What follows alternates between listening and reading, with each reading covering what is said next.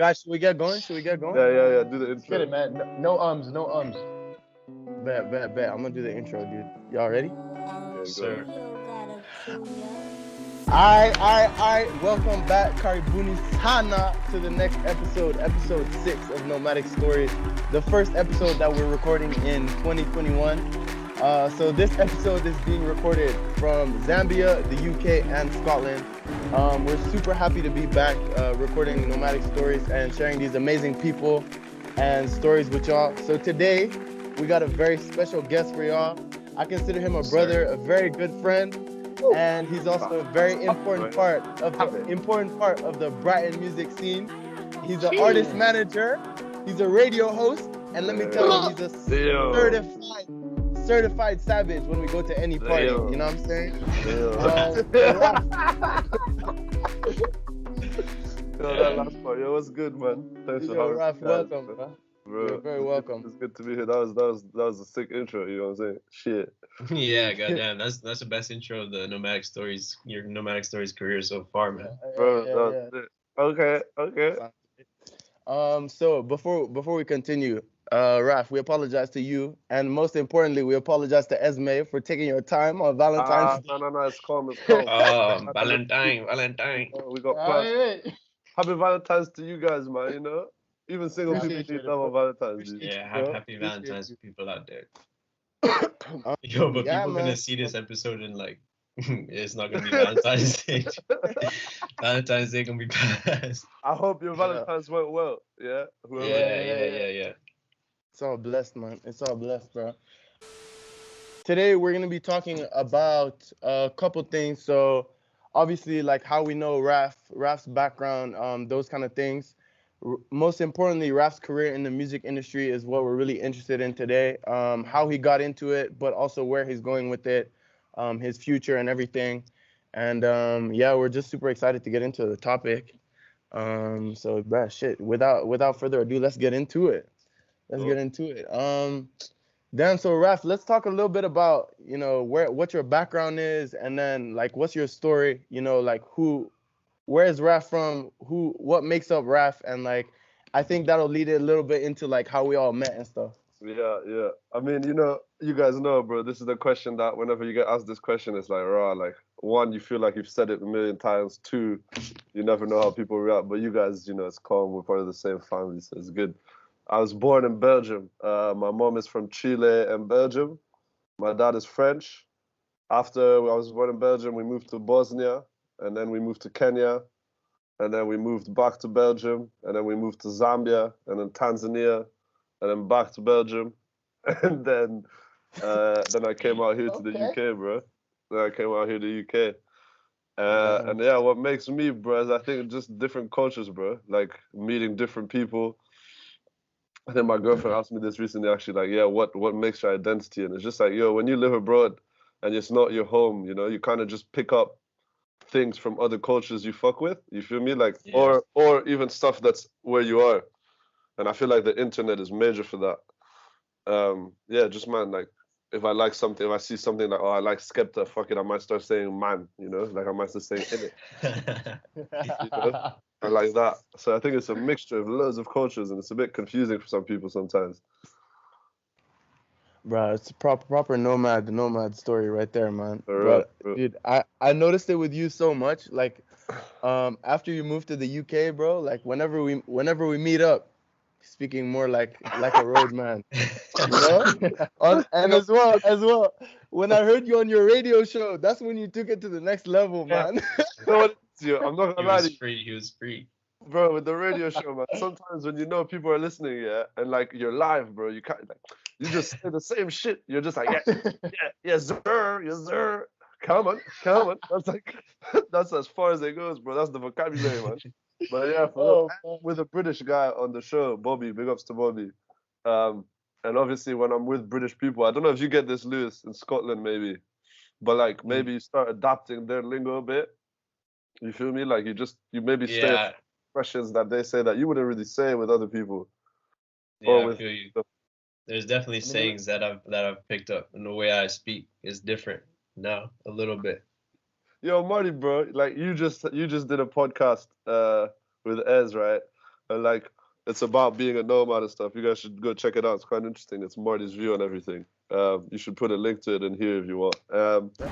But yeah, it's damn funny to listen to because when I know you, Marty, you know, I know Marty, like I know how you talk and stuff. And on that podcast, man's very serious, bro. Like, sounded hella serious, bro.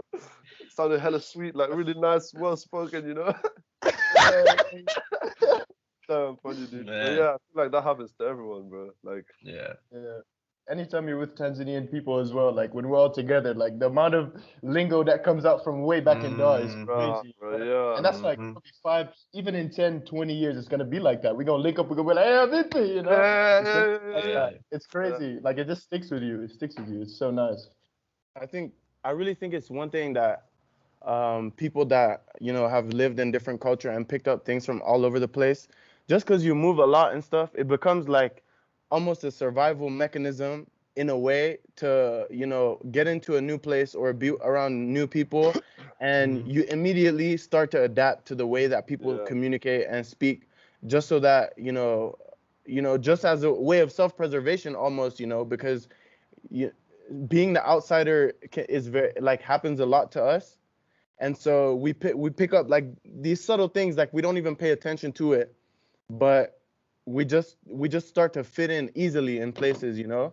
Like Raf, when he's around UK people, he uses more of his British lingo and accent and stuff like that. But then when he's around us, after 10 minutes, he's speaking very differently. when you know, when I go to Brussels and we're there together in Brussels, me and Raf, we speak very differently and interact differently with other people as well. That's true, man. Than we would, you know. Sometimes I even act like I don't speak French, dude. I heard about that. Why? What's up with that? No, that's another story. We're gonna keep that off the record. Maybe I shouldn't have said that. But yo, what was I gonna say, dude?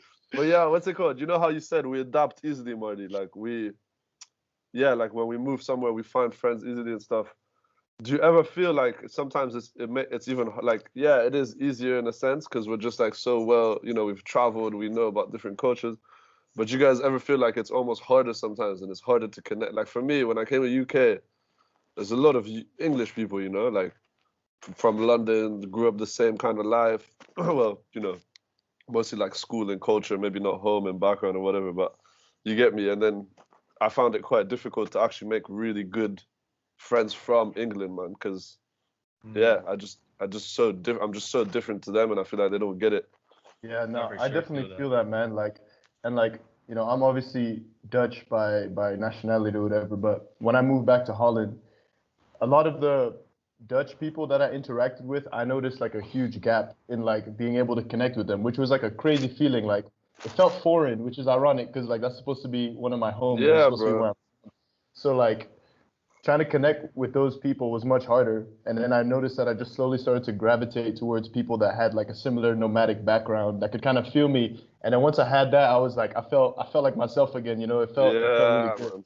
But I feel you, bro. Like 100, bro, 100. Even here, some of the best mates I have here, Harry, big ups Harry Crates, and we know Harry, innit? He moved here. Yes, sir.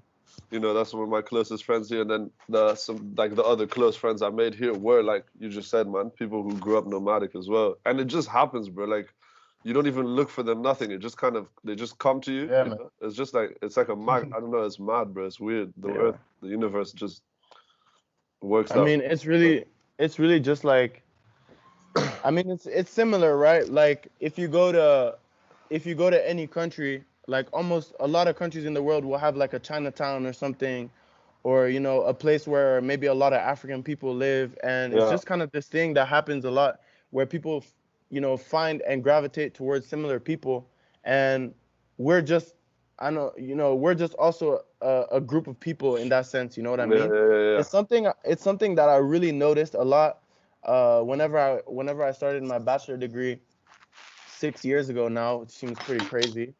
But in the beginning, it was a very international environment, but there was still a lot of Dutch people, right? It was in the Netherlands. And what you notice after some time is like, we had some Dutch people in our friend group, which was very international, but they kind of left our group almost. And you would see that the different friend groups that you have in this relatively small school that I had, so you could kind of see where everyone was very much like groups of Dutch people and groups of international people. You know, the Spanish people mess with each other. You know what I mean? Then me being like Spanish the black. Always fucking. Trust. You know, everybody in my friend, everyone in my friend group, bar like 2-3 people spoke French. You know, like we all ended up linking, and me being like the only African dude or like the one of the only black people, I was just in the mix with the other internationals kind of thing, in that sense, man. But yeah, it's really something that I think happens in a lot of places, man. You know how you just said, man, like you were the only African guy in the group, whatever. Like, how do you find connecting with either Africans that live in Europe or Europeans that have African heritage? Do you think there's a bit? Do you guys ever find a difference? Wait, what do you mean? Like, for example, yeah, for me, but I'm not African. That's why I'm asking you because I would like to hear your view on it. But you know, I grew up in Africa. I kind of consider myself African, whatever. I wore a dashiki to a party one time, and then this one African girl came up to me at one point and she was like, "Yo, like I thought you were joking, innit? Like you low-key offended me." And I was like, "What?" Like, you know what I mean? But when you're in Africa and if you wear dashiki as a white person, I feel like people there would just be like, "Ah, man, they won't even, like they won't even bat an eye, bro. They won't bat an eye. We lost Jimmy, but he'll come back in. But yeah, I was just like, do you ever notice like European Africans are almost more, are just kind of different in the way they view Africa and their culture and that, you know? Yeah, for sure, man. I think there's a lot of different views. First of all, you know, in the African diaspora, like people view, you know, cultures and you know, people almost sometimes speak of cultural appropriation and that kind of stuff, which I don't want to get in too much, to be honest. But like, yeah, there's definitely a difference, you know, because like you said, this girl maybe felt a little bit offended and stuff like that. And all I can say is she a hater, because you know what I mean? Because you grew up, man. You grew up there, bro. Of course, you didn't have the same experiences as people that are born and raised in Africa necessarily, but that's your home too, you know? Yeah. And that's your home as well, just as much as it is mine, or just as much as it is her, so to say. Like that's how I view things, you know? I agree. So it's very different a lot of times once people have left or have been gone for a long time, and there's these kind of sense of ownership and stuff like that, which is different. Like when you come back to the continent, kind of thing, that's less. Because bro, the same thing has happened to me even in Europe. Some people can view me like that, you know, when I'm acting a certain type of way, bro. I was wondering, because bro, you mentioned like 5 or 6 countries, am I right? First of all, I never even knew that you lived in Bosnia. I'm not gonna lie, even though I've known you for like damn near 10 years almost now. We don't talk about Bosnia, bro. But what was your favorite place to live, man? Oh, that's a fucked up question, buddy. That's also an annoying question. yeah. On the spot like that. Jeez. I think it's okay. I'll answer it like this: the place I have the most memories from, and I think it's because of the age I was, is Tanzania. You know, I was like 14 or 13 to 15, 14 to 16. You know, like that's when you start, you know, drinking, you girls, smoke, maybe, like, you know, man. That's like prime teenage years, bro. Like, and yeah, I made a lot of good homies, you know. We had like a sick, I think, group of like, I don't know how many we were, bro, like 15, 16 homies. And then when I left, Jimmy and Lewis and the young guys came up as well. So I know it even grew even more, you know. And now it's like a group of like 30 homies from Tanzania, which is mad. And we're still all in touch. And obviously living by the beach, bro, like, yeah, it was paradise, man. Like, I'm not gonna lie. But every country has its own, you know, good points. Like Zambia was really cool as well, man. Made some really, really good friendships there. My homie Till, I think you've met him as well. Yep. That's still my homie. You know, we had a lot of good times in Zambia. Kenya, I have great memories from all of them. But yeah, Tanzania, I guess, is my favorite if you want an answer. What about you? You're putting me on the spot. Let's flip it around. Oh, me? Yeah, what was your favorite? We'll do the rounds. So, like you said, man, this is a very difficult question. And to me, you know, Tanzania, I would say, I spent a lot of my formative years, so to say, in Tanzania. Like, uh, Tanzania was where I really started my transition from, being a kid to, being an adult. So like you said, that's where you make a lot of these memories where you start being more, you start trying to be more independent and, moving away from what your parents tell you what you can and can't do kind of thing. And so, a lot of those like firsts, a lot of firsts happened there. You know what I mean? That was a good way to say Um, so that's why it really marked me a lot. But in terms of like where I was really at home, like in Tanzania I was at home with my friends, yeah, but I wasn't as much as home in the country, so to say.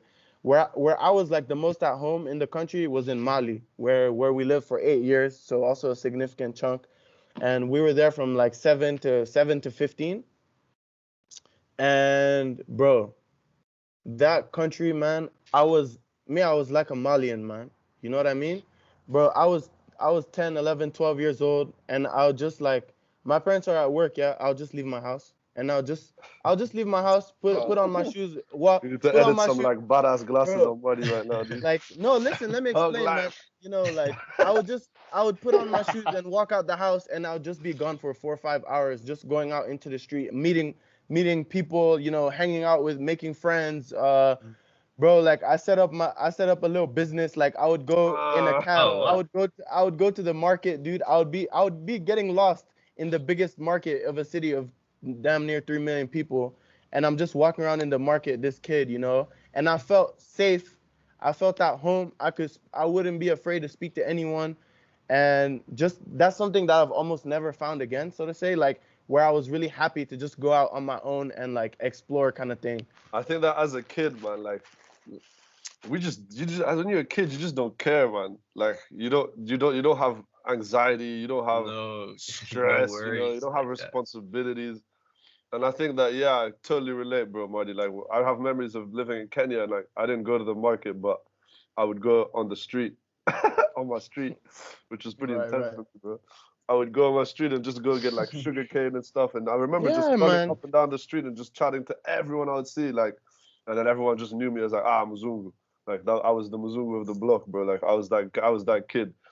But yeah, like when you're a kid, man, you just have a great time. So I think, yeah, it's kind of normal maybe that you haven't found that, yet. Or again, I feel like when you're a kid is when you're the most confident, and then it happens again when you're like in your 40s or 50s, when you really just Mm, don't care about what Mm, people think. And maybe you're some yeah. most people feel that confident way and most now as well. curious, just want to Yeah, learn stuff and see the world. for real. For me, like I kind of hear what Marty's saying in terms of like the freedom that we had in Mali, but I think that and that connection to the country, But like I feel like in Tanzania, what limited that as well was like Masaki in itself. Like I feel Facts, like bro. that Facts. that that's that type of basically Masaki for the people who don't know is like a And small peninsula in Dar es Salaam, which basically most of the expats lived on it, and the international school was there as well. Like pretty much everything you would need as an expat living, you could find on Masaki. Yeah. So, shocking. pretty much all of our friends lived in this one peninsula, which was quite isolated, like, and that obviously, like, if you're living in an isolated environment, like, you're not going to connect as easily, or you're not going to be in positions as easily where you can just connect with like local people. Whereas in Mali, man, we were living like among Malians, all around us. Like to go to our homies was like, all around the city. So like that was like a big thing for me as well. So like that connection was definitely, yes, that connection was Yes, on definitely Instagram. there, less to the country. But because I was like 12, 13 when I moved to Tanzania, like you guys said, it was my formative years. Like I met some amazing friends at that time. My memories of Mm. that are so damn vivid. Like there's so many things Marty will talk about Mali. I'm like, what?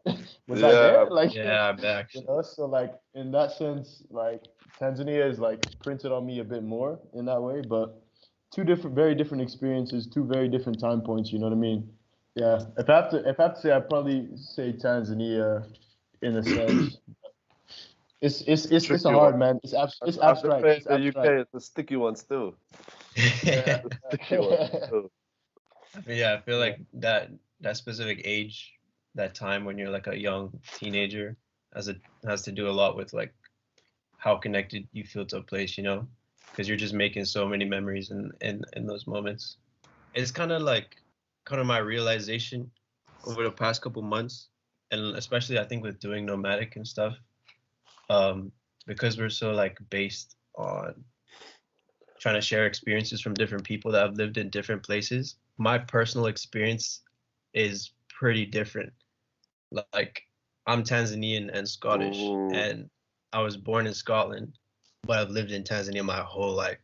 I'm talking literally the same house. My parents still live in that house, you know what I mean? Mad. So like, for me, it's like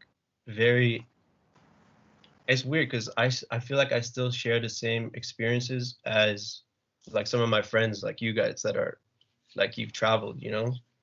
But I wouldn't say that I'm like untraveled just because I've spent literally my whole life around people like you guys. And like, I think being in an international school for my whole life, like, I don't know, it's shown me like different sides and different like shades of people, you know, and has made my background more diverse than like what it appears to be, you know, than just like living in one country for my whole life. Because like I don't want to hate on people, but like I feel like there's people that you can associate with like, oh, they've lived in one place their whole life, and then like they're very close-minded into that sort of like that like bubble, you know what I mean? But I don't know, I don't feel like I'm necessarily part of that same people. But also a big thing for me was like when I was living in Tanzania, and I think this is actually crazy now that I think of it, like when I was living in Tanzania, I would always consider myself Scottish because I had like a Scottish passport, and like every time I'd go back to Scotland for you know, summer and vacations and stuff, and I had like family there. I also have, of course, family in Tanzania, but like it was just like a thing to go back to. It felt like going back home whenever I'd go to Scotland for some reason. And then when I moved here to Scotland, I realized that like, you know, I don't know, I felt like very different. Like the experience that you guys are talking about, like kind of feeling like difficult to adapt to the settings and like get along with people, like find your people, you know what I mean? That's when I realized like, yo, I'm actually Tanzanian living in Scotland. But yeah, I don't know. My experience is a bit different, but I don't necessarily feel like I'm not as traveled as other nomads, you know what I mean? The thing, man. I'm glad you said that, Lewis, because I feel like there's not one type of nomad, you know, like yes, sir. There's so many different levels and layers, like there's so many different types of nomads, you know. There's not like That's a stereotypical nomad, you feel me? Yeah. And then the thing you said about when you're in Tanzania, you felt Scottish, and then when you finally moved to Scotland, you felt Tanzanian. Yeah. Bro, when I lived, I don't know if any of you got this, and I kind of regret it looking back, but at the same time I don't, because I was just a kid, like what I can't control my thoughts. But when I lived in Africa, or like more Zambia and Kenya, I think, or Zambia actually, I wanted to go back to Belgium. And then when I was in Belgium, I wanted to go back to Africa. And it's like, you know, the grass is always greener on the other side type of thing. For real. And it puts things into perspective a lot. At a young age, I think we start understanding these things, which is amazing, you know, and I'm forever grateful about that, because I think we tend to mature a bit quicker than other people, not to like be like, oh, we're better than others, but I think that the circumstances we're put in just kind of allow for that to happen. On one hand, I think it allows for that to happen, but in another way, it kind of forces it too. Because you know, bro, like whenever we moved to Tanzania, I had quite a rough patch in the beginning of that, making that transition, you know, and not wanting to leave the place that I just left, because that was my home on everything. And then it's like, you know, you do eventually move and you're put in this difficult position, like, okay, I have to adapt to this new place. And like I was saying before, right, it's this survival mode that you kind of go into that forces you to grow and adapt to that new situation because you're so uncomfortable. You know what I mean? Like, we just left, and 2 weeks later from Tanzania, they're like, okay, here, go to this school, you know, meet all these new people that are very different, very, very different from my friends back home at that time, you know. But Tanzania became my home then, and so you really grow at that situation. So like you said, and then yeah, Lewis, also you've been experiencing it all your life. When you go back to Scotland, that's like, all right, I gotta adapt now to being in Scotland, you know. And yeah, so like you said, man, I think that just really forces us to grow quick in certain situations. And what you're saying about grass is greener, like, because we have this like adaptability switch, so to say, it's like, you know, right now I feel quite comfortable being in Zambia, having been here, you know, nearly I think a bit over 2 months, having just left the Netherlands. And it's like, first of all, I think it's funny that we have a connection after Raf, you know what I mean? But anyways, yeah, that's mad, man. That's something you know, that happens a lot. we're experiencing it very differently from you.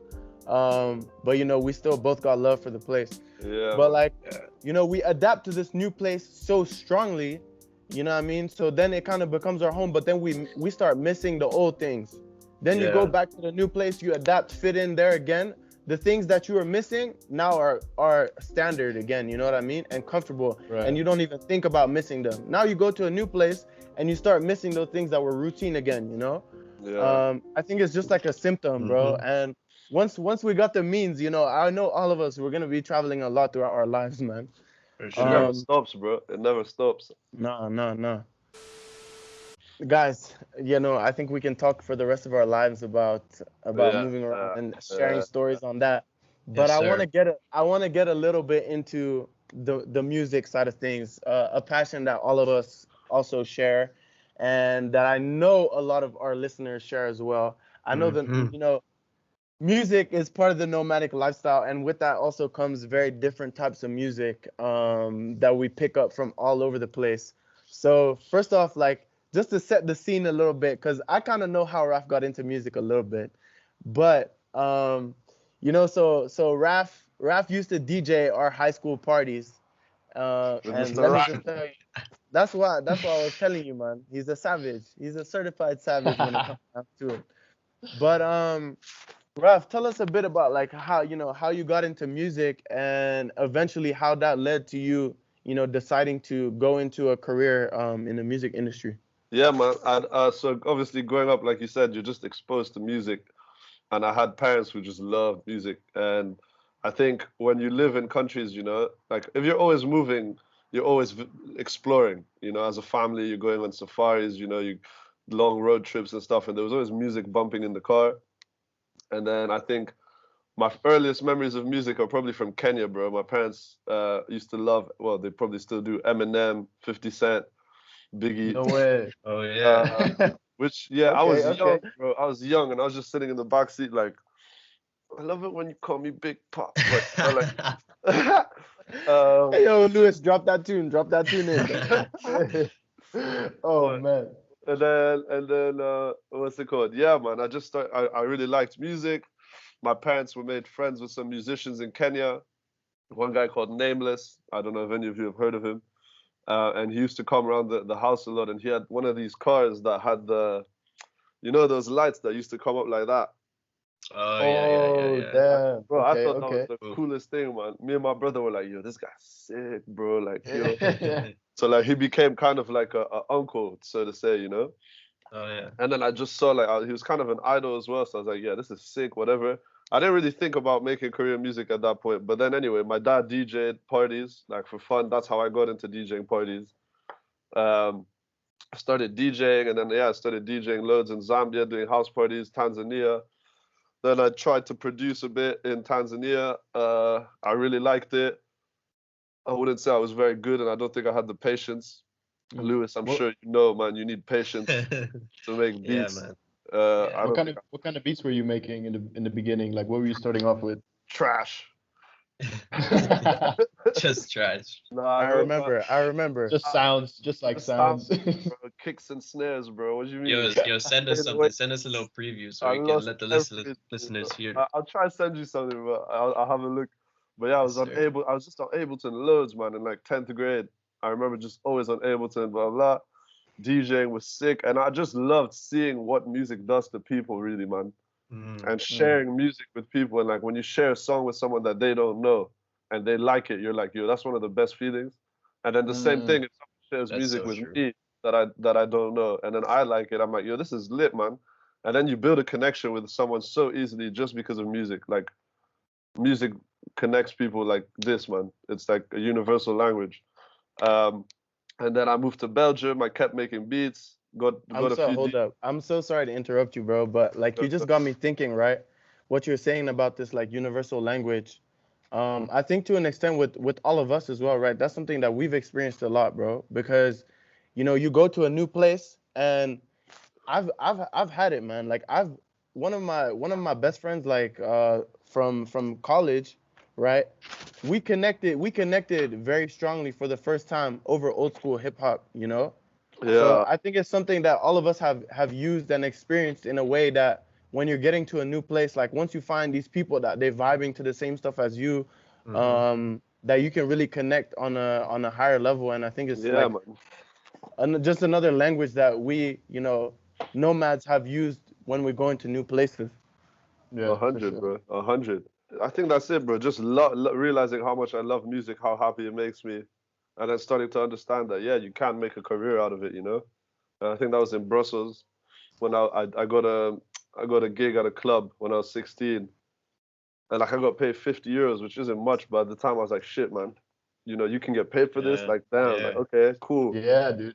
So then I was like, okay, I was looking for uni. And I wasn't like, I was interested in history and all that, but I don't want to do that. Like, I don't business, like economics and all that. I don't want to do a 9 to 5. That's not me. I like to move around. I like to do what I love, be passionate, you know, like have surprises, you know, not like a routine to a certain extent. And then I applied to a few music production and technology courses, got into Sussex doing music tech. And then I started a little record label. I don't know if I'm going too far, Marty, if you're going to ask questions. Nah, man. Later, Nah. Keep going, bro. Keep going. So I started a record label called Independence with my boy Cam that I met in Belgium. And what it was initially was just like shout out collective. Cam, bro. Shout out Cam. Homie, dude. Yeah, man. I love Cam. It's a collective of like beat makers. Like, you know, I was kind of young and naive. I was like, yeah, I'm gonna make a record label, and the artists are gonna get 80%, and the label's gonna take 20%. That's a myth, bro. Like, that doesn't happen. I found out. Hey, like, good intentions though. You got a heart, bro. Yeah, yeah, bro. You gotta start somewhere. That's it, man. And so we did that. We released a couple mixtapes. Like, they're still on SoundCloud. You can check the link if you guys put it in bio. Yeah, so link in bio, dude. One of the guys now, Finn Wiggin, man, he's producing for some big artists in the UK, man, like Backrow G, Passalou. He did a thing with Ambush, with what's his name, JME. Like, he's killing it, bro. And then I realized, like, oh, I low-key have like an ear for it, you know, like I can kind of hear when something is good and someone has potential. So I was like, okay, maybe production's not for me, but there's a business side to music, so let me explore that. I started making events, started putting on events, hip-hop nights in Brighton. First night I put on was Lord Apex, who's kind of popping now in the UK. And then bro, the energy rush, man, you get the adrenaline rush you get when the night actually is on and you have like hundreds of people and you're like, shit, I did this, you know? Like, it's a good feeling, man. And then people telling you how sick it is. So I kept doing it, did loads of nights, started DJing club nights as well, getting paid here and there. And then I met a guy called Michael, Changing Currents. I loved his sound. It was something that was missing in Brighton, I thought. Kind of like a Soul Action vibe, which is like what I love Soul Action, bro. Like, Soul Action, dude. Raf, I remember the first time I ever heard any Soul Action, bro. Like, so a couple years back, Raf, remember we went to Dur together, man. Yeah. And because that's one thing I think that's one thing you haven't spoke about yet that I think I know about you that also, you know, made you love music even more is these festivals, bro. Because, bro, I've seen you at these festivals going ham, bro. And, you know, but the thing is, right, we go to the festival together and Raf is the one, like, I'll go to a festival like I'm a casual, bro. You know, I just go there. I'm like, all right, what's lit? You know, I ask some people, yo, what's lit? Yeah, that's You know, true. who's a nice artist? But Raf is there. He's like, yo, man, we have to go see this guy. This guy, you know, bro, this guy is so sick, man. He's gonna be huge, bro. Like, you know, he comes, he knows all the people there and stuff, man. And that's when I also started noticing, like, all right, Raf, you know, he's different when it comes to music in that sense, you know. And so first off, one guy we went to see was Lil Carner. That was a sick experience. This was when he wasn't that big yet. And Raf told me, he was like, man, you have to go see this guy. And, you know, Yo, shit, blew my mind. About that, He man. was great. Fuck, he was He was sick, great. bro. He was It sick. was so good live, innit? Like, Yo, shout out Lil Carner, man. Like, Yeah, watch he's the killing it. podcast, bro. Listen, that was an amazing show. But then, so then after that, Raf also introduced me to Solection, who I can't, you know, you can tell me better about them, but they do like these crazy mixes like I've never heard before in my life, man. You don't know what they mix, like, and if you love hip hop, so you've listened to a lot of hip hop, you see where they're getting all these pieces from, and they just make it sound amazing, man. It's not even like Selection. Yeah, why I fell in love with it is because it's not even really about. Of course, it's about the music, but it's about the like the energy more than anything. And all of the music, even if it's different genres and stuff, it has this energy to it, you know. And it's just like, bro, like you said, they mix every genre. It's for everyone. Like, I guarantee you, anyone can come to a Selection event and they'll have a great time. Anyone. You can be a fan of heavy metal, you can be a fan of Afro music. You will have a good time. Like, I promise. And it brings good people.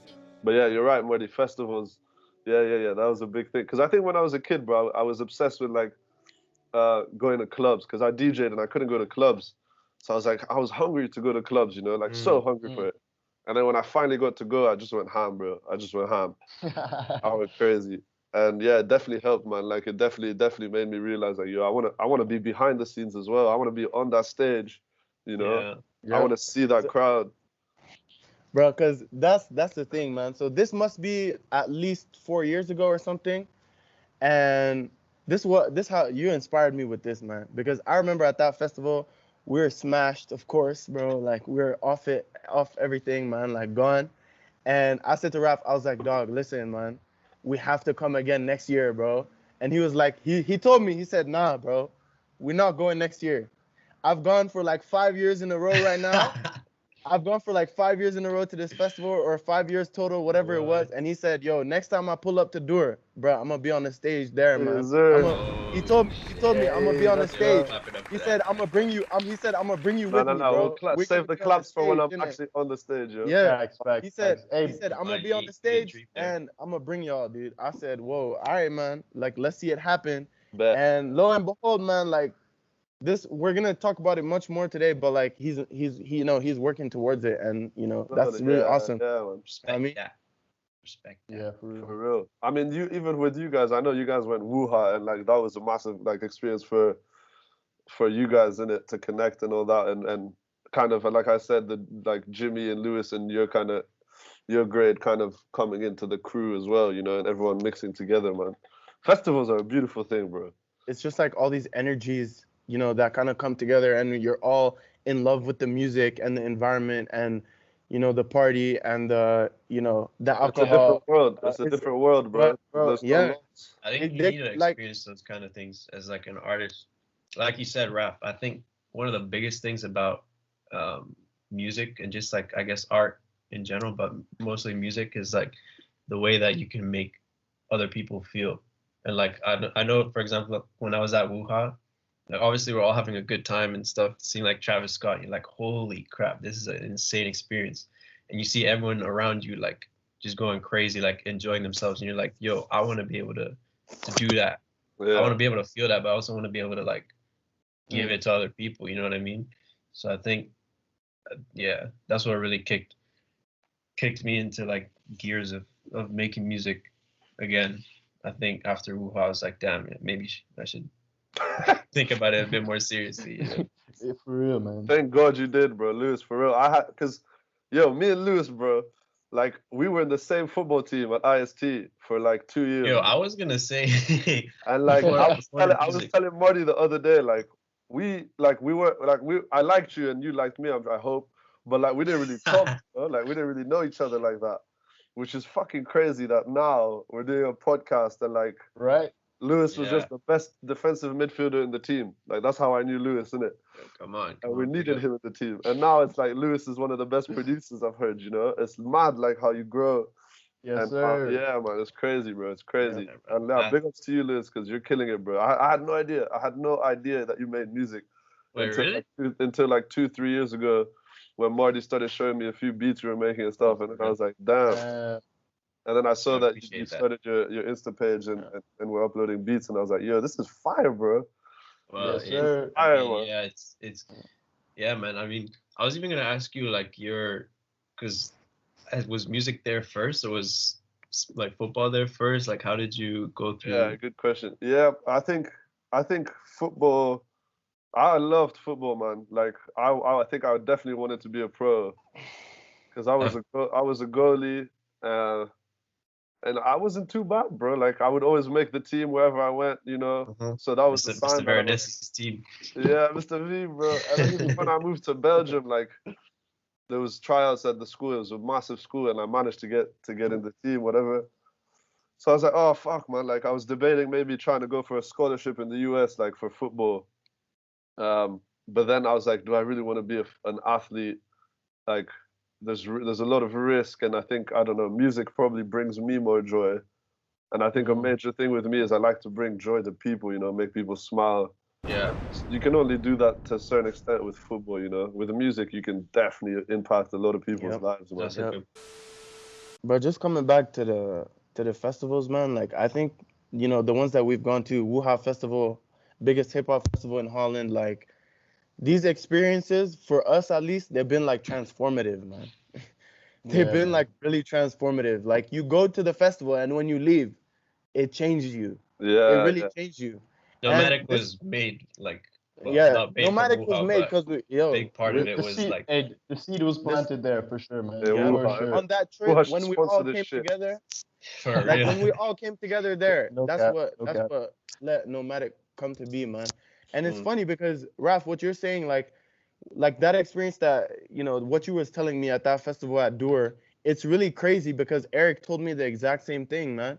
It's mad what these things can really do to inspire people and you know, put you into gear. Because with Eric, like anyone, you know, his podcast will be at the end of this one if you want to go back and check that out.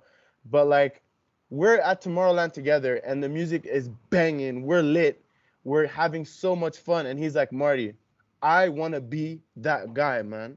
I want to do this for people, bro. And bro, we left the festival. He went home. He bought a DJ deck, bro. He started DJing. It. I love that, man. I love that. Yeah. And now he's in it, bro. That's the thing. I think it's never too late for me, like to get into music, man. Like honestly, because when we were in TZ, I did it like this is another mad like coincidence right now, but the only musician at our school that kind of everyone knew was a musician was C.L. Brooks, Louis Hammock. Remember? Oh, yeah. Right. Conrad, innit? Who now, by the way, is like doing well, bro, in the underground rap scene in the UK. Like he's doing well. People in Brighton that I know from uni and stuff like are fans of his, and I'm like, what? What?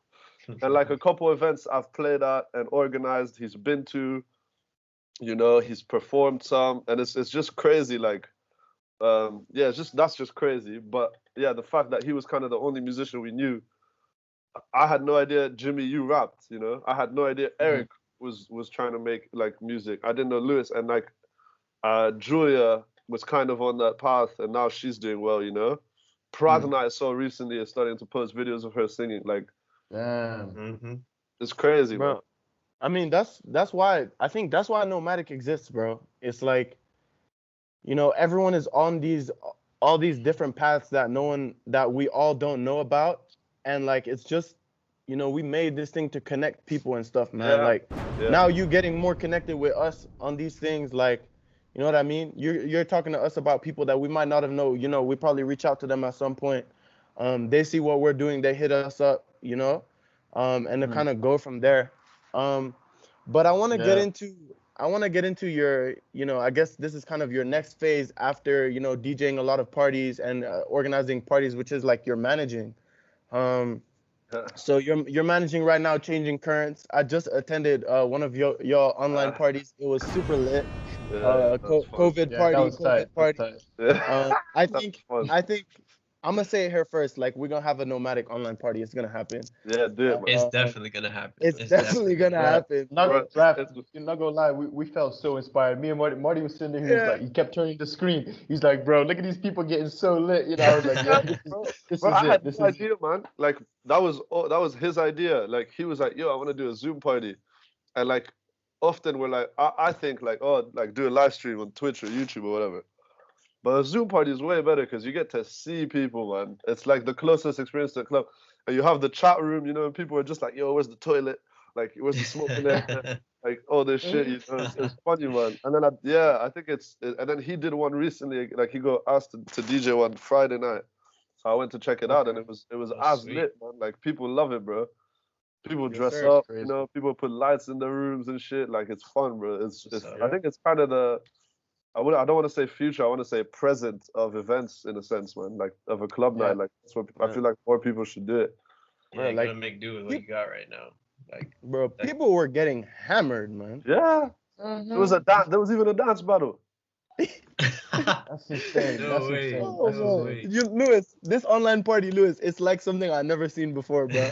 There were some people. I was Bamboozled. there, I was there, yo, I was there for over an hour, yeah, and some people in their room Yeah. the whole time, dog. Like Uh, people left their screen, Oh, changed man. clothes, come back. Yeah. That one guy, bro. This guy, man, he had like 5 outfit changes, bro. He was wilding. He was what's up. wilding out. Bro, so how did you discover this person? Like, how did you end up, becoming a manager? Because it seems like a big step. Yeah, like I don't wanna make it sound like I'm a big manager making a living off it and all that. That's not the case. It's the early stages still. But yeah, not to take away from the fact that I do manage, but it relates to the label and the events. Like everything leads to something, you know, at the end of the day. So with the label, you know, we did our own events and we had beat makers on the label, so they would do beat sets, like just kind of like a Dilla or something like that. So we started getting booked as well for some events. And then it was one night at the Western. It's a pub in Brighton. Big ups QM Records. Work very closely with them. Sick label over here. They asked us to play. And before we were on, there was a guy called Changing Currents, and I didn't know who he was. I kind of checked him out on SoundCloud and stuff. I was like, okay, yeah, he's all right. Not gonna lie, like I wasn't crazy impressed when I first heard his music on SoundCloud. Then I went to the event and I remember I was having a ciggy outside, and like it's a venue where the doors open and the windows are open and you can kind of hear what's happening. I just heard this one beat. I remember I just poked my head and I was like, what? Who's this? And it was him, and I was like, bro, that's crazy. And then I just kept listening and he just kept dropping tunes that like stuff that I had never heard in Brighton, like the selection stuff kind of, man. Kind of like K Tronada style, Mr. Carmack, like that kind of vibe. And I was really impressed, and he looked young as well. So I was like, okay, let me chat to him after. Went up to him. I was just like, how old are you? Like, how long have you been doing this? Like, you have a lot of potential, you know. Like, what else do you do? Do you do events? And I realized quickly that he loved making music, but I think he didn't really understand the business of it, and he didn't really know that he could make a living. And I don't think many people. He wasn't really promoting himself too much on the gram, you know, like. So I was like, this is an opportunity to grow this artist, man. Like, he can definitely have a fan base. He can make it. He will make it. So at first I told him, okay, I want to book you for my next event. I think it was like a couple weeks down the line. Booked him for that. He played like one of the early sets, obviously, because, you know, when I do events, I have to make sure that, you know, the artists that have a bigger crowd and stuff play later. And he's a new artist, so I played him early, but he still had some people pull up. He did a great set. And then a couple weeks later, he messaged me because one of his beats was going to be used by this artist called Kia Blue, who's like a London artist. And I know she has like a couple 100,000 on Spotify. So I was like, yeah, okay, you can make money from this. Like there should be a contract. Like, let me have a look. Let me try help you out. So I had a look with him at the contract and stuff. And then I was still clueless about contracts, I'm not gonna lie, but we did a deal with them. whatever it was a deal. You know, it wasn't the best deal, but it was the first deal, so it's okay. So, And then yeah, he got some money from that, like decent money from radio, because that song ended up even on a Gucci campaign, I think, and stuff. Pretty wild. What?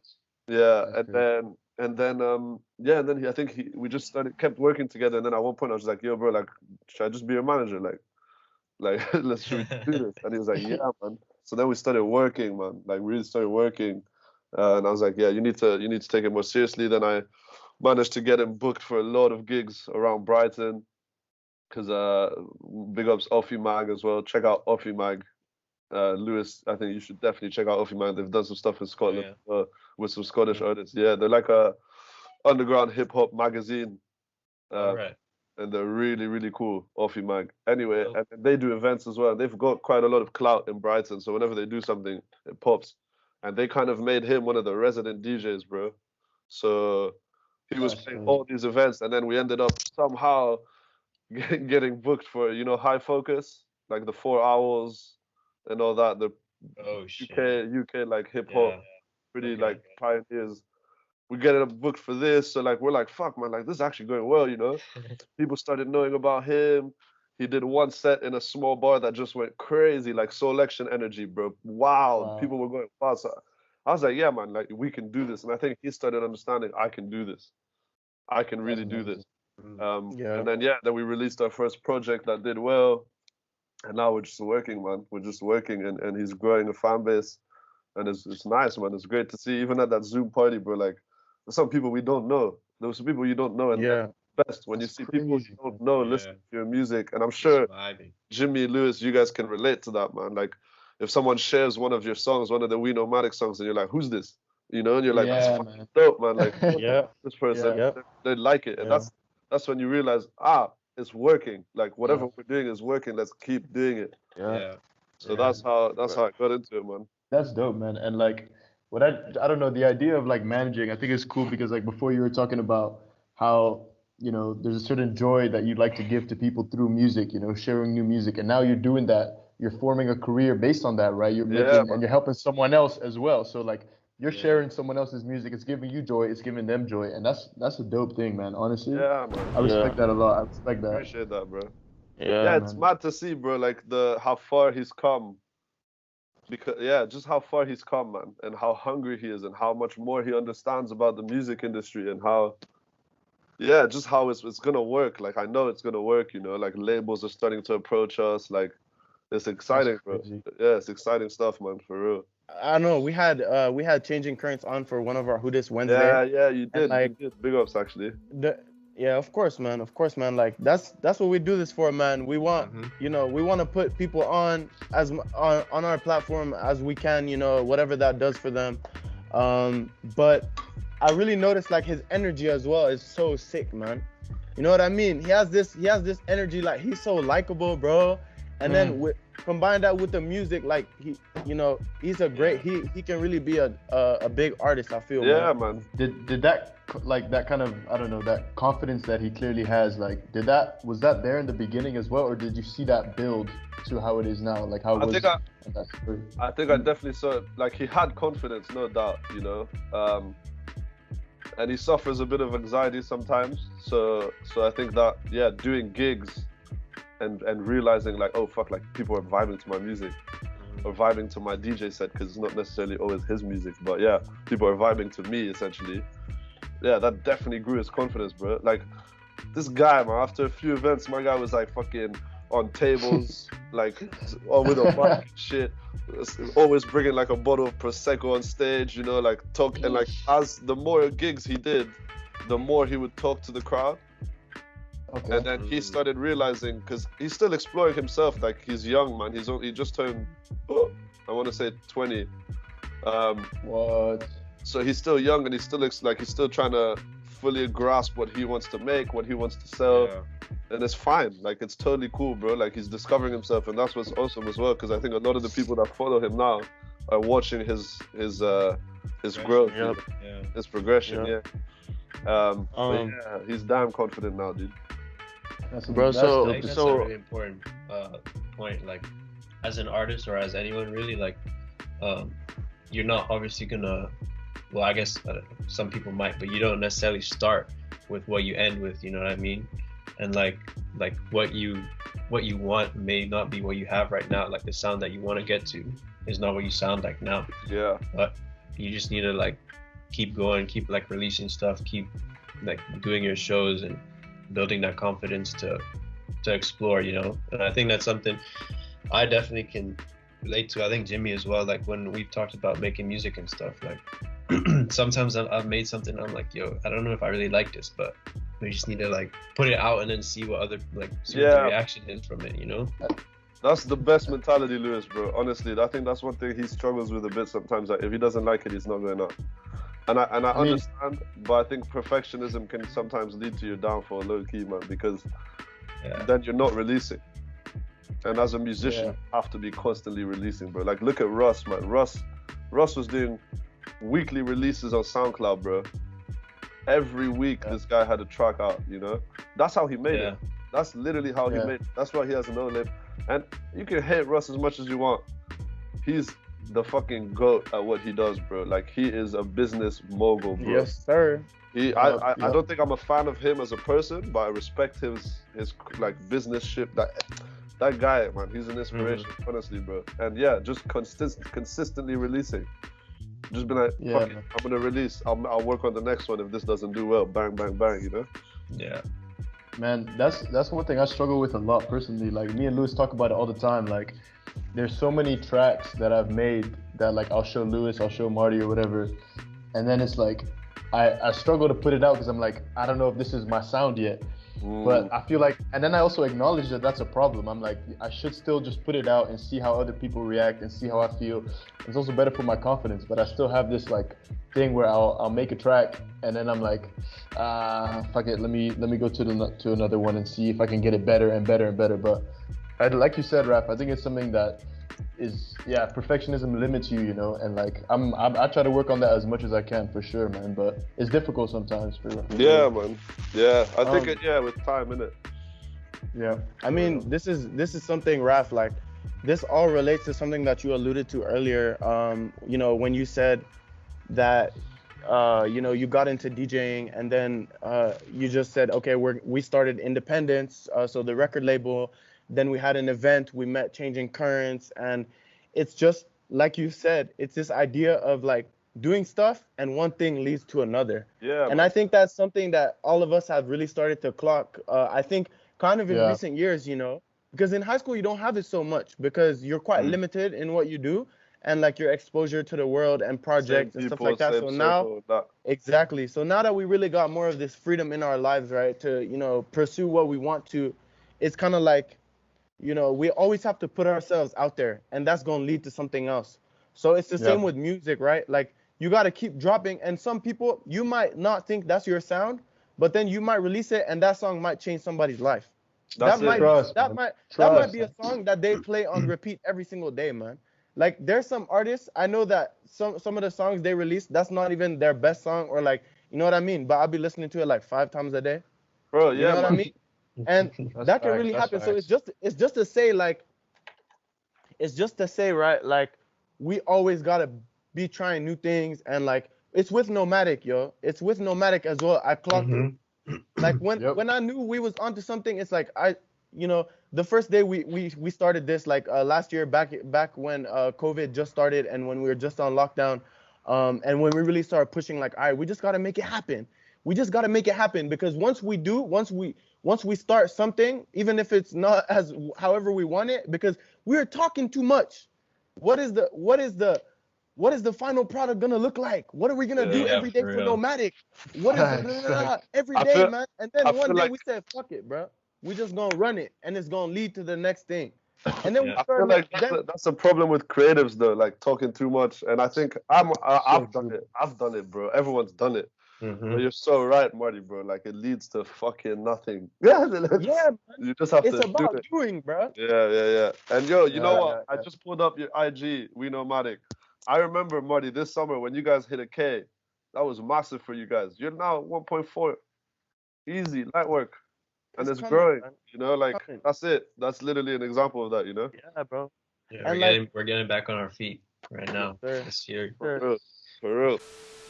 Once you start stuff like this, that's when you really start to notice it. But it's quite hard sometimes to really get started, you know? Yeah. But like what I clocked is like we started Nomadic, and then like 3 months later, or like maybe like 4 or 5 months later, this girl hit me up. She's like, "Hey man, I see what you're doing. We love it. Do you want to be do you want to chair this association that we got?" But that's because of Nomadic, because we started something. Yep. Oh my gosh, motorcycle. But we started something, and like you said, bro, it led to another thing. And this thing, being in part of this association, it's led to other connections that I've made, you know. And that's Crazy. that's how you need to go through your life, man. You need to say yes to Really, man. things and just start Yeah. shit, bro. Yeah, I agree. Big facts. Big facts. 100%, man. That's how you kind of know as well if you're going in the right direction. You feel me? Like if you start something and then you see like, okay, this is leading to this thing. You know what I mean? If it's not leading to anything, all right, go on to the next project or whatever. But Yeah. but Yo, trust you me, know what? everything you start is gonna lead to something. It's this thing of putting your energy out. Like, you're not going to know how people are going to receive the energy, or how your energy is going to be received by yourself when it comes back, if you don't put that initial energy out. You know what I mean? Yeah, you're not gonna And get like that, back shit. it can be difficult to put that initial energy out. But like you said, once you do it, you start to notice it, and it's like it starts to guide you to certain directions and away from other places and other avenues for your life, man. For real, man. Yeah, one thing I forgot to mention that's very relevant to this discussion is radio. Like when I was at Sussex on my first year of uni, they had this radio station called URF, it's the Sussex Uni Radio, and I was like, fuck it, I'm gonna join like with Independence, have an Independence radio show, because again, very influenced by Selection. Selection have their own radio show, you know, like that's it. That was like the blueprint for me, man. So then I did that, and then I was like, okay, I like this radio show, but then I found out about another radio station called Platform B. At the time, it was just online and DAB, and it's a youth-led radio station. And I was like, oh, this is cool. Like, maybe I'll apply for that, because I might meet more people in the industry. You know, it's not as limiting as the one on campus, because that's just uni students. You know, this is anyone. Started a radio show there. You know, that went well. Had a few guests, you know, and then I started realizing, like, oh, I really like radio.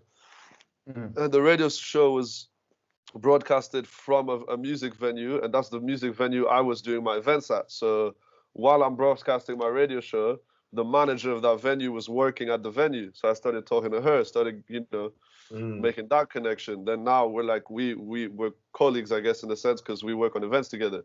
And then I started meeting the head of the radio, started chatting. I was showing her that I was really interested in the radio, whatever. And then she asked me if I wanted to start doing production. Like, I said, yeah, started doing production. Met loads of people because I was producing their radio shows.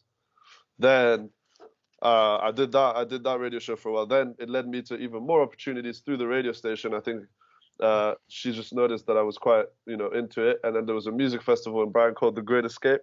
It's a music festival in the UK. It's very industry oriented. Like, you have a lot of A&Rs, label heads, PR, all of that. And I went to it 1 year as just a fan, and then the next year I was like trying to push to get free tickets through the radio as press. I got them, you know.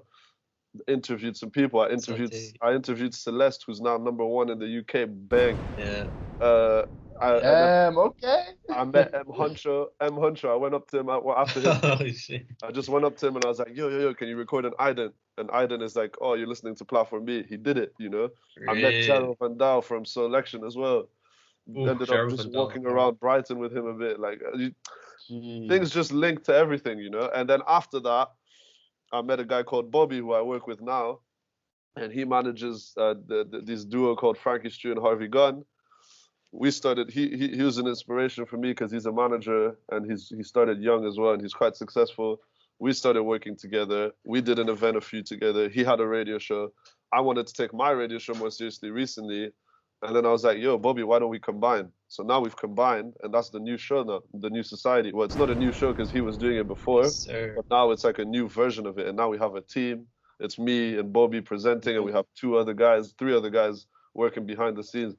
And now, you know, you grow slowly. It's you have to be ready for the process, man. Like, that's one thing. Like, I've learned. I think I wanted things quickly before, but you have to be ready for the process. It's a process, and you never know at what point of that process it'll blow up. You never know. It It could be 1 year in, it could be 20 years in. Like, Yep.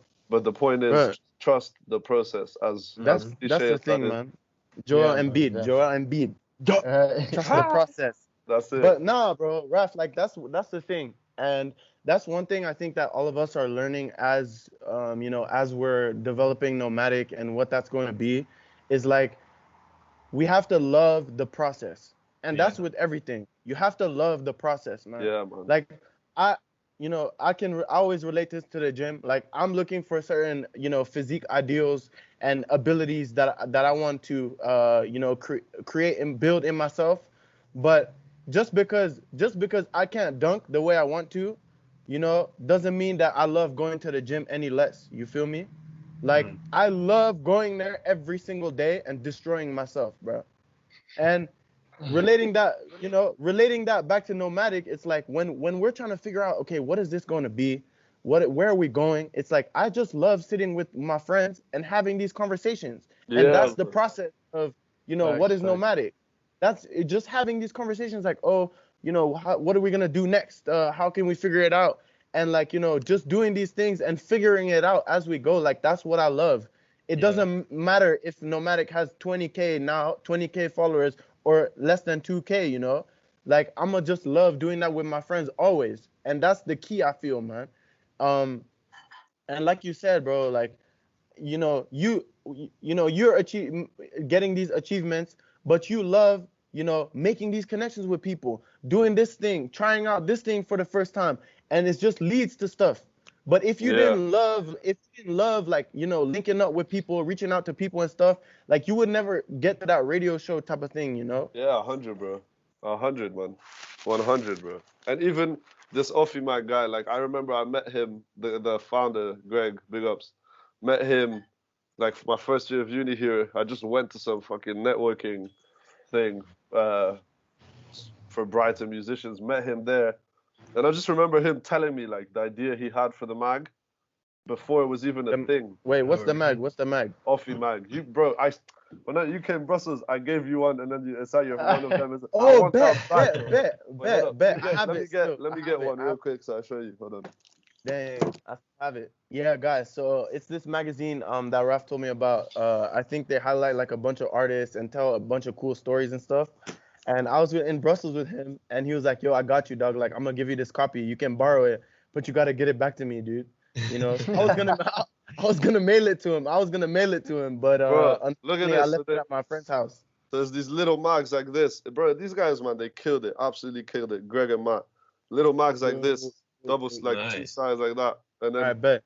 So we gotta link them. We gotta link them too. Link Offie Mag, bro, because they're killing it, man. It's just and you can go on their website, you know, the new issues out, cop it, you know, and then it's a whole community on their page, bro. And yeah, his growth has been mad. Like he was like, we just met there. He was happy to have a pint, meet, whatever. I was new to this pint system, bro. I don't understand going to the pub and that. I kind of was reluctant, bro, so I didn't do it. But then we still stayed in touch, man. I'm just trying to take shots, man, little strong style. And then yeah, we just kept in touch, man. And like he was doing his thing, I was doing my thing, but we overlapped loads. Like every time I had an event, he would have a stand at the venue selling his mag, the merch, you know. Every time he had an event, he would try book me or Michael, you know. And it was great, man. So yeah, networking is, I think, in anything you want to do in life, bro, networking is very, very important. You can't, key, bro. If you're hungry, you're gonna have to be networking, you know. Yeah. So Raf, tell us a bit more about the new society, man. Like, oh man, I've listened to some of the show already. You told me about it a little bit the other day, but what's it about, man? Yeah, man. So Bobby Rob, he started it. I don't even know, man. A few years back. It's essentially just like a community, bro, to inspire, to showcase, and to connect young music producers, you know, innovators, creatives, just anyone who has something exciting going on. And he started it off by doing exclusive parties. So like I think it was after, what's his name again? I forgot the name, but a rapper did a gig in Brighton that's quite. Oh mate, what's his name again? Hold on, let me find it because it's bothering me actually. Suspect. Okay. Suspect did an event in Brighton, I think, or Jesse J Solomon, one of them, and then he did like an after party type thing, and then he started a radio show, and he realized people really like this after party vibe, you know, people, just creative people, you know, just a vibe, bro, like, you know, nice pictures, everybody looking fresh, DJ set, you know, just cooling, kind of an exclusive thing, whatever. But then he started doing this radio show, I think about 2 years ago, maybe, the New Society Radio, and you'd have loads of guests on, man. Doesn't really matter. Athletes, you know, nutritionists, musicians, like as long as they're doing something interesting, he was like, well, we now, but at the time he was happy to have them on. And so when I was doing the production for Platform B, I produced a couple of the shows. So production, let me explain because it might be a bit confusing, but production essentially at Platform B it's not that exciting really. You're the guy, you're the technician, essentially. You're the guy in the studio that makes sure all the levels are good. Oh, yeah. If they want you to play the tracks, you do that. You do the switch from FM to... it's just technical stuff. Anyway, I was there. Really liked the show. Me and Bobby kind of would meet now and then to help with the management. And then, I don't know if I should say this, but we did like a party. Let's just say we did a party at one point. In the woods, and like it was under the New Society. And so we did that. Yeah, and it was lit. Like that. This was definitely pre-COVID. Yes, yeah, it was. And it went well, man. It was really good. And then Jacob, another guy, was there helping. He does events, and since Bobby manages Frankie Stew and Harvey Gunn, he has connections, you know, like tour managers and all that. And then Jacob was a tour manager, and then this other guy called Brad, he puts on events in Brighton. I've met him through that. He also does some of the Frankie Stew and Harvey Gunn events in Southampton and stuff, but he's based in Brighton now. And we all just worked together on that event. And then, yeah, man, I wanted to take my radio show more seriously, and I kind of wanted to delete Independence because the label's kind of dead now. Everyone's on their own path, excuse me, and stuff. So I was telling Brad, like, yo, why don't we link up with Bobby, man, and do that? And then I told Bobby, and he was like, yeah, let's get it, you know. And now we're doing that, man. Now we started a new show. We have a music show on Fridays, every every second Friday. We have a talk show every second Wednesday, bro. Funny frozen. That's so tight. Yeah, it's good, man. And I'd love to have you guys on for one of the interviews one time, for real. And we're gonna try to start a podcast at one point as well. I'm so down, man. Yo, that sounds amazing, bro. A lot of cool opportunities in that, bro. Yeah, man, it's nice, bro. And like that's the mad thing as well. Like I sound like I'm doing a lot of stuff and I'm still not getting paid, you know? Like like it takes time, and I'm okay with that. Like I'm fine. Yeah. You know, I think at first I wanted to get paid ASAP, but now I'm like, you know what? It's gonna it'll come, bro. Money will come in the right man. And at least you love first. Yeah, bro, for sure. At least you love the process, or else you would definitely have already switched to something else by now, dude. Exactly, man. Exactly. And you know, like even with events, bro, like with Michael, his first few gigs, maybe there was no one in the room, you know, and like there's that cliche thing of like, yeah, like there's the picture, like how do you expect to go to this, and it's a picture of a full arena if you've never done this, and it's a picture of an empty bar, and that's so true, bro. Like the number of events I've DJ'd at or organized that were not empty, but like just not good enough, you know. And then the number of events I've done that were packed and fucking wild is the same. You know? Just have to be patient. I think that's super important. Patience, bro. Patience. And you can't and not letting it discourage you, you know. Like keep going at it. Don't let it put you back down. You know? If anything, that's like a source of motivation, bro. When you see that, you're like, yo, I want to do better next time. Like, how am I gonna do better? Like, forget this night to make sure the next night is the one, you know. And that's the mentality. Bro, that's actually something I wanted to ask you, man. Because like I guess you've always had some kind of thing that you've been working on the side, like since high school, in terms of like DJing and stuff. Yeah. But now, you know, you go to college, so I mean, it's also a lot more work. And even though it's related, like, how did you manage to kind of like, you know, balance going to school? You know, you graduated just recently, right? No, so you graduated like a year ago. 2019. So I took a year out. So I did my bachelor's and I took a year out. Right. Now So you like, do how did you masters? manage to? Yeah. How did you manage to like balance, school and doing all these things that you working on? Because I'm sure it also takes a lot of time, bro. I don't even know, bro. Like it's not like I thought about it, like too much. Like it was just like I'm not gonna lie to you, bro. The IB, for those who did the IB, bro, that shit was hard, man. Like I don't think I've ever had to do that much work since IB, bro. Like Nope. that prepared me for uni, bro. That prepared me. I'm not gonna lie to you. Uni was low key. Bachelor's was kind of a breeze, man. Like it wasn't too hard, man. Like and I think a lot of us might relate to this. At the end of the day, you procrastinated. So A whenever, lot. yeah. So It's very manageable. whenever assessments come, that's like when you start working like 2 weeks, 3 weeks assessment, and the rest of the time I'm doing my side thing, and I think I would just I don't know, man. That's a good. I don't even have an answer for that how I would balance it, but now I think I'm trying to incorporate a lot of my uni stuff into what I'm doing. So I wrote like, for example, the assignments now I did them on Spotify because I'm really interested in Spotify. So I was like, okay, that's gonna help me develop for whatever I want to do in my career. So I might as well incorporate that, And I know not everyone can do that. Someone might be doing anthropology and wants to be a musician, but still, I think even that there's probably a way. Yeah. So there's always a way to connect what you're doing on the side to your academics, I think. That's a strong point. Like even if you're not studying music, like there's still ways to find the connects. Yeah.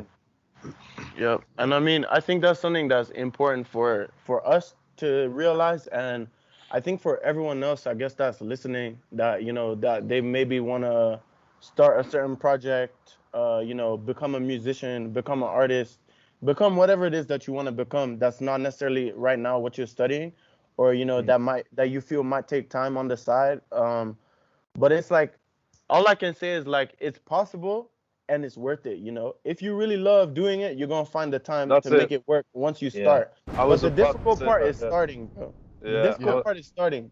I was about to say that, bro. Like that's it. If you love what you're doing, man, like there's no reason you won't do it. There's no reason to not do it, man. Like that's why I say I didn't really think about it, because I think I was just enjoying what I was doing so much. Bro, sometimes, have a little smoke in the evening, you're about to go to bed, all of a sudden your brain just turns on. Next thing you know, you're like on a Google Docs and you're just writing hella notes, like hella plans and stuff, and that's because you love it, and it doesn't feel like a task or a chore. It just feels like this is sick. I'm enjoying what I'm doing, man. That shows that you're like subconsciously thinking about it when your mind just flicks a switch like that, Yeah, and if you don't do that, then don't do that. Like don't do what you like. That's not it. Find something else. And it's like, bro, and doing a project like this also is so fulfilling, man, because it's so fulfilling, man. Like, otherwise you might do, if you're not doing like a hobby like this, kind of, it's a hobby that that you're working on to become something that's gonna be a real part of your life for a long time, but if it's really fulfilling, man, and it really gives you a lot more than you might even put into it. You know what I mean? Like, it makes me very happy when we're working on some nomadic stuff and it kind of works out, the way we wanted. And like, for example, like doing this podcast, like I love it, man. Like we're just sitting here having really cool conversations, I could just important conversations. I could sit here until the evening, And then when we finish it and we release it and we upload it to YouTube and a couple people watch it, that's fulfilling, man. Like that's something we did, bro. Like we started something, we finished it, bro. It's dope. Can I give you guys a little suggestion as well? Of course, man. Always, bro. Always, bro. Like, you could use Zoom to have like an interactive podcast, bro. Like just, promote that, like have a guest maybe, and then start a podcast and just share the Zoom code, promote it like for a week or something. Have people come in, do the podcast as you want, and then let people type in the chat, have a question, a Q&A part or something. Like we were kind of talking about this, Marty, man. Yeah, and I feel like for We.Nomadic, if you like when you're trying to connect people and stuff, that's like a sick way to do it, man. Like, yeah, for real. Yeah, bro. Because I was thinking, I joined a Clubhouse conversation the other day, like someone organized something, and I was like, yo, huh? shit is wild, bro. That app is Dude. crazy. It's Crazy. popping, man. But I was like, as soon as I was on it, like within 5 minutes, I was like, yo, Nomadic needs to do this. Like, this is perfect for building that community, getting people together. But honestly, man, doing it on Zoom, having a video chat is probably better, to be honest, if you're Both, really man. trying to connect. Both. You got to be on all Yeah, avenues. man. That's Yeah. what I say to Michael That's all true. the time. That's true. You have to be on everything. You know, at the end of the day, yeah, like you can say that, but you just have to do it. Like you have to get on Twitch, get on YouTube, get on Clubhouse, get on Twitter, get on Instagram, get on Facebook, get on shit, get on MySpace, man. Who knows who's still on MySpace, bro? And that's the thing, bro. Like, You we know? really got to do that because, like, you never know which random person is going to be reading a tweet that, like, even if you're not active on Twitter that much, but, like, you're still putting stuff out, whatever. Yeah, it might be bro, that yeah, one person. everywhere. And we live in the social media age, man. Like, True. especially during the pandemic, bro. Like people Yes, are sir. spending the most time on social media right now than they ever have before. I can guarantee you, man. Mhm. Bro, Facts. you think a Zoom party would have worked a year ago? Hell no. You know? True. And I feel like it might still be a thing even when On a clubs are Friday back. night, innit? Yeah, man. Yeah. If people don't want to go out, fuck it, bro. Like it might actually be a thing. And that's why I was saying, even Clubhouse, bro. Clubhouse is gonna survive after the lockdown as well, bro. That shit is crazy. I downloaded Clubhouse. Oh my god. Mad, huh? There's some toxic stuff there, but there's some great stuff as well. But yeah, you have to navigate that, man. That shit is crazy, bro. I'm glad you're on it, Jimmy. You add me, man. Add me. Follow me, bro. Yeah. For sure. Follow, bro. I got you, bro. For people that are like maybe not as well, I guess there's different avenues of like music and like in the industry of music, but like and you're, as you said, you're more focused on the business side of things and managing, but like for I guess anyone trying to make it into your position or just like I don't know, because you see it from your side as well, but because you're managing an artist, like I guess you see like the artist side of things too, like for like a aspiring manager or artists themselves, like what would be your best advice for like? Yeah, man. I think study the business, like understand the way the music business industry works. That's like, because at the end of the day, it's a business. Like you're a business. You're selling a product. You know, like it's not. Yeah, it's about it's the music, but it's more than the music. You know, like you're selling a product. You have to understand basics of business models, marketing, PR. Understand, get those terms. You know, all of that. Then start looking into the actual music business and how that works. It's very complicated, bro. I'm still learning a lot, bro. And I know I have like Bobby, my friend. He's still learning. I know, you know, like I'm on a managers forum. Some people are still asking. Like, you never will fully be like, I know exactly how it works. Yeah, you never fully don't beat yourself up if you're confused. That's part of it.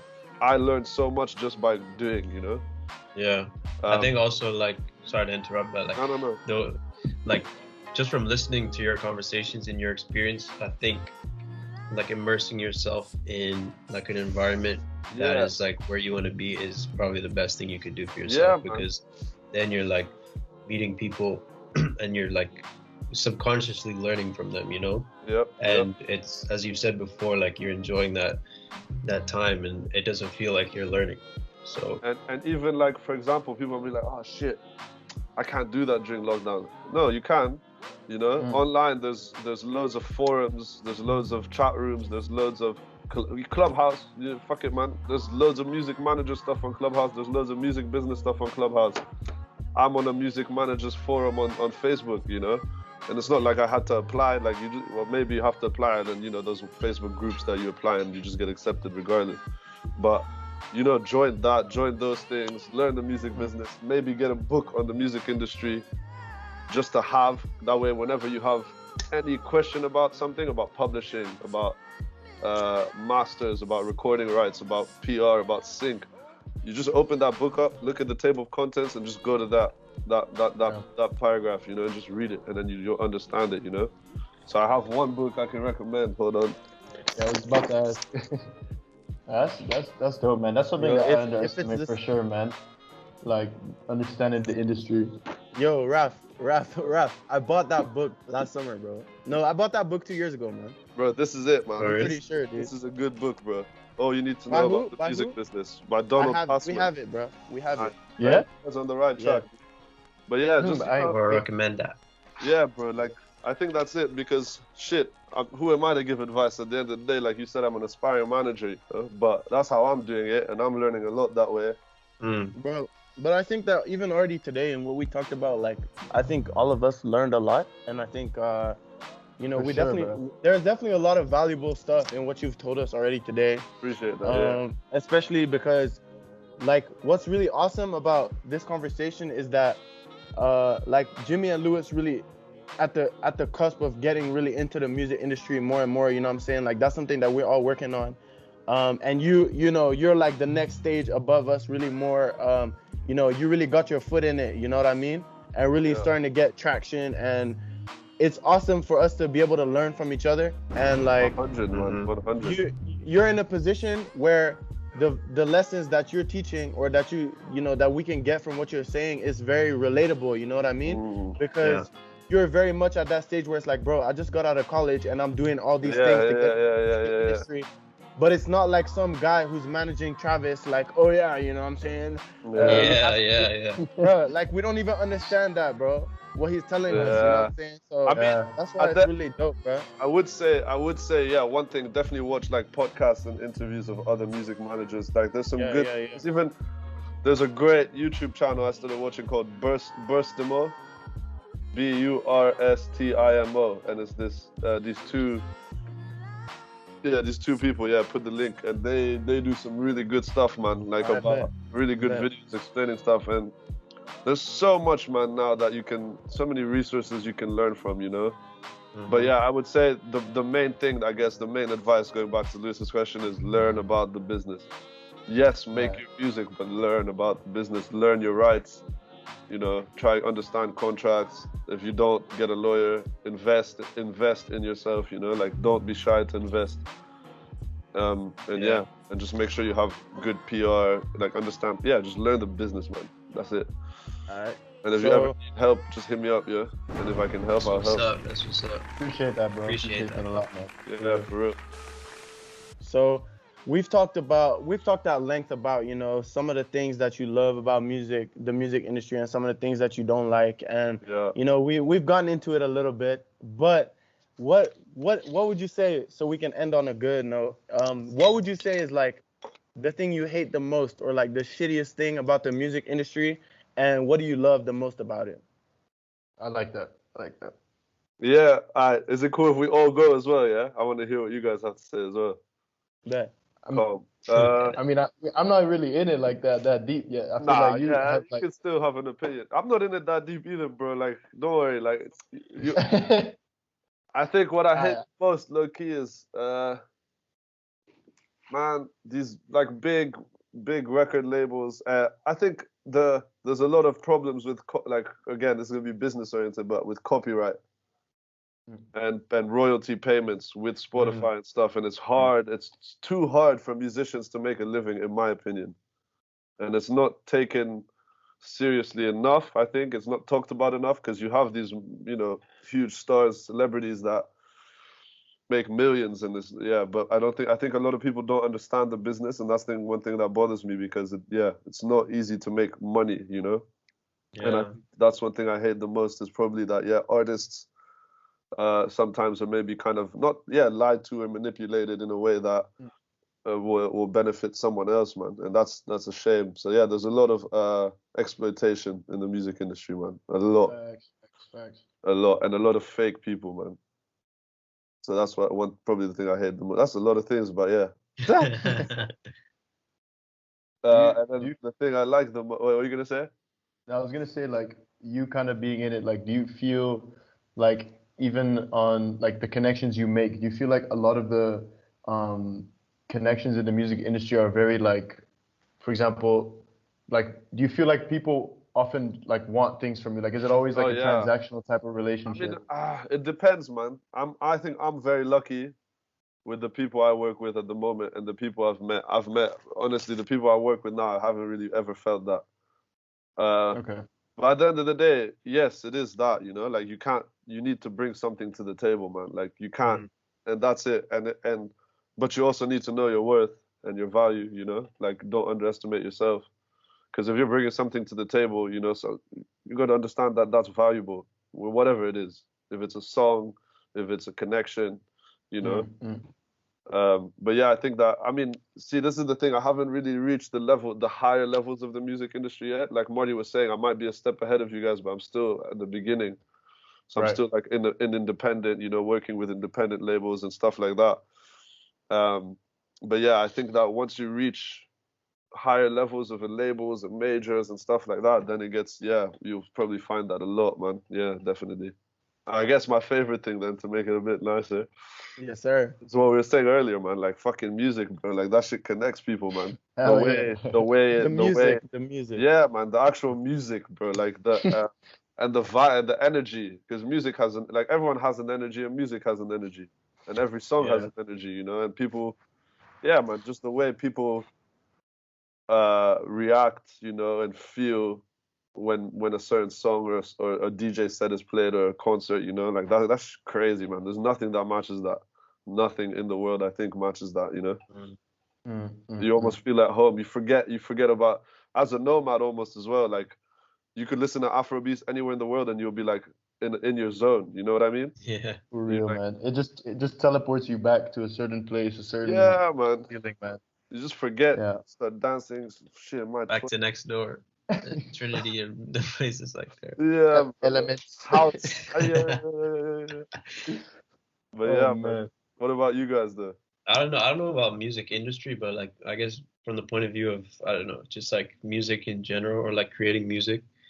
Well, actually, the point you brought up about, I think you said something about sampling and like royalties and stuff like that. I mean, I haven't experienced anything like that, but I just remember like, because when I started making beats, like when I was using GarageBand, because I started in GarageBand, but like the majority of it like was just like playing with stock, you know, sounds and stuff.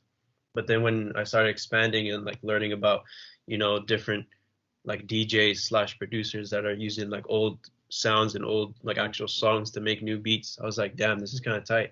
So then I started sampling and stuff. But as soon as I heard about like royalties, I stopped. I've literally like, there's a time period of my production, whatever, like since the beginning, when I found out about like people getting, you know, obviously like there's like big lawsuits being handed out. I'm not saying obviously that I'm gonna get a lawsuit because, you know, I'm fucking pretty much nobody, but like, you know, and like Pharrell is getting a lawsuit for, there's like risks, right?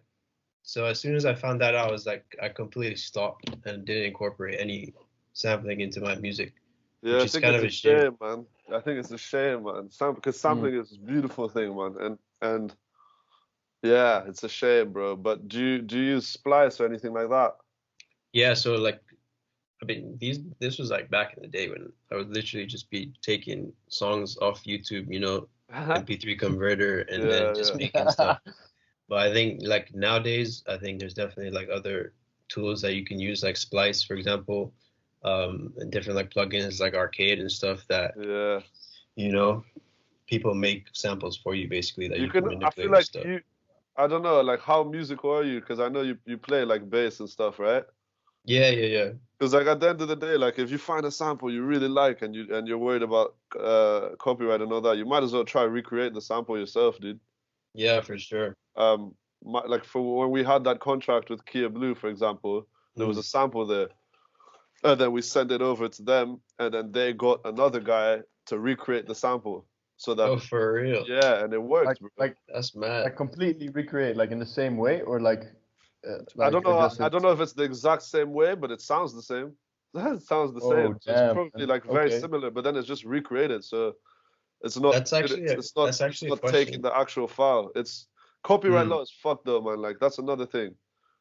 It's too complicated, bro. That's the one thing I hate about the industry, bro. It's so complicated for no, like it's stuck in its old ways. When I've also got a question. Like I was watching this producer's live, and I asked him, like just on Insta, I asked like about royalties and samples and stuff, and he said it wasn't the producers, like within the producers, responsibilities. like Yeah. responsibilities. Like you make the beat and then send it to a label, and then they have to. Well, yeah, figure out yeah, that kind of yeah. stuff. I guess it depends how you do it. Yeah, it depends. That's the thing. It's complicated. Like if let's say you made a beat and you sampled someone, then you maybe a rapper that's signed to a big label is like, yo, I want that beat. Obviously, you have to tell them that you use the sample. Yeah. If you tell them use the sample, they don't do anything about it, then usually it's fine. But then at the end of the day as well, you have to have a contract. Where contracts are key, man, because people will fuck you up if you don't have a contract, man. Look at what's happening with Chance the Rapper and his manager right now. It's wild. It's wild. I think that's a crazy thing about like the industry. Like we're talking about we've been talking about how amazing music is and like the feelings that it brings in us, and to like that it's a universal language. Like that in itself, music is so damn powerful, right? Like the value that it gives us is crazy. It's in our lives 24/7 if you listen to music. Yeah, like you're saying, Raf, it's so damn hard, like to make it in a certain way, obviously, but like just even making money off of it is like it's insane. Like on Spotify and things and the royalties, like we're talking about something so valuable, yet it's so damn hard to make money off it. That's like you put it that in itself is like a twisted concept. You know what I mean? Yeah, man, that's like, an oxymoron. Is it? Yeah. One of them ones too. English. Yeah, man. Yeah, English class.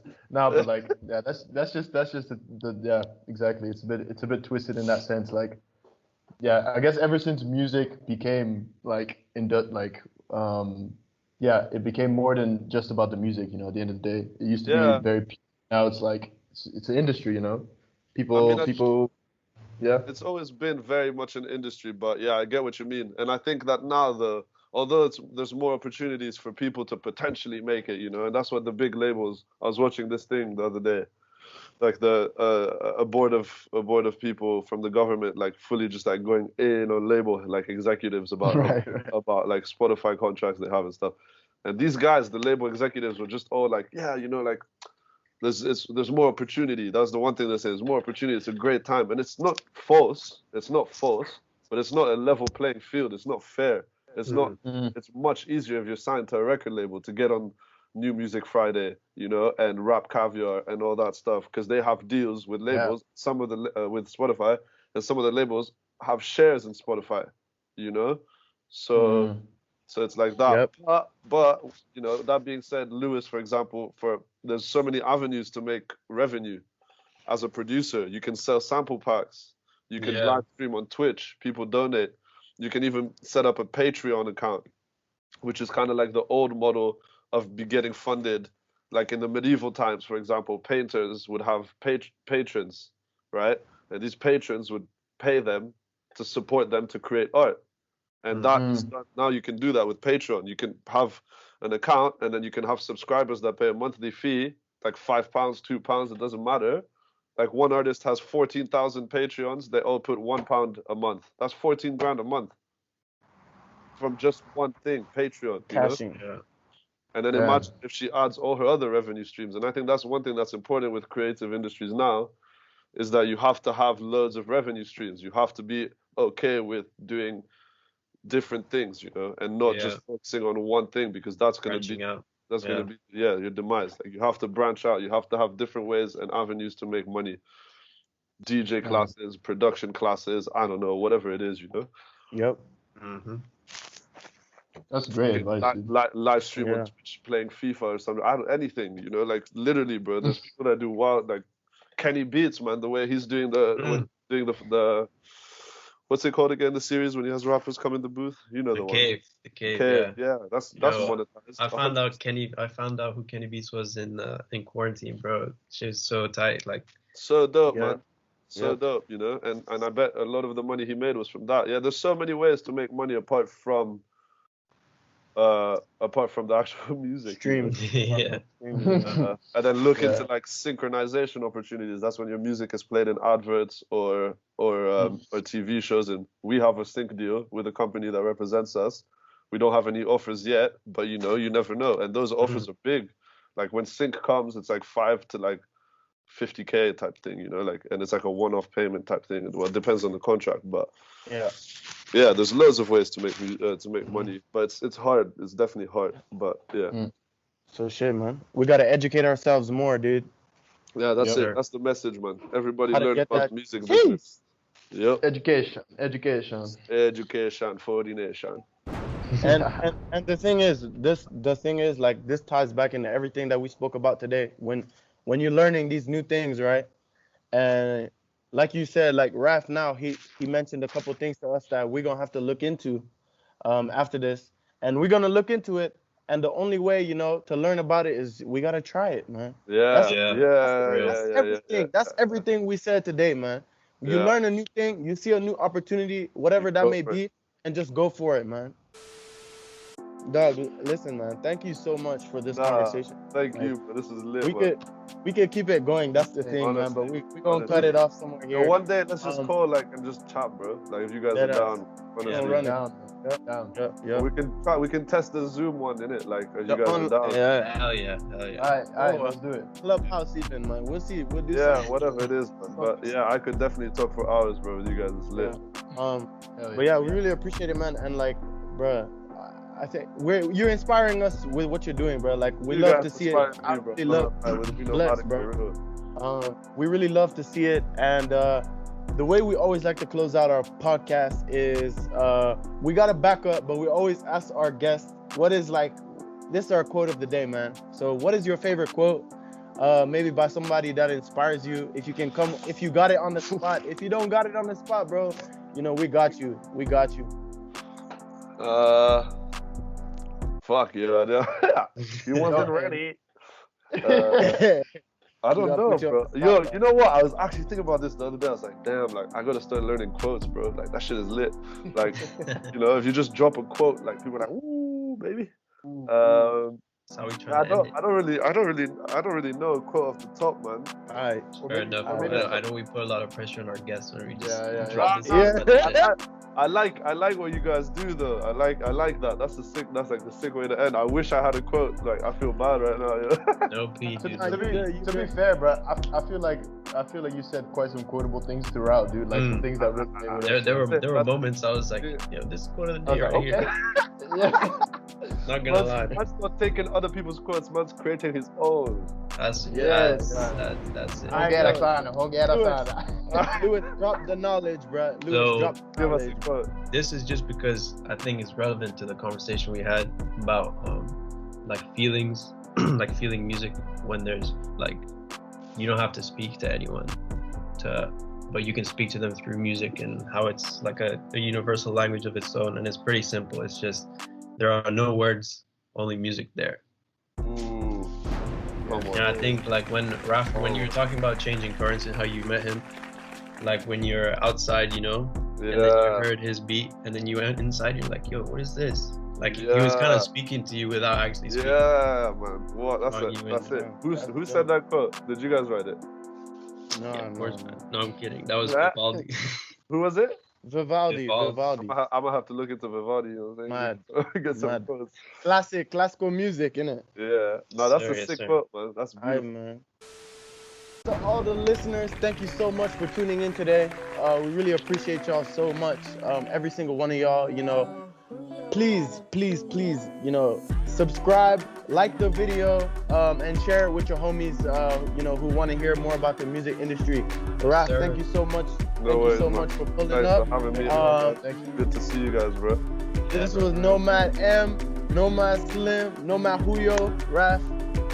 Deuces, homies. Happy Valentine's. Happy Valentine's Day. Love.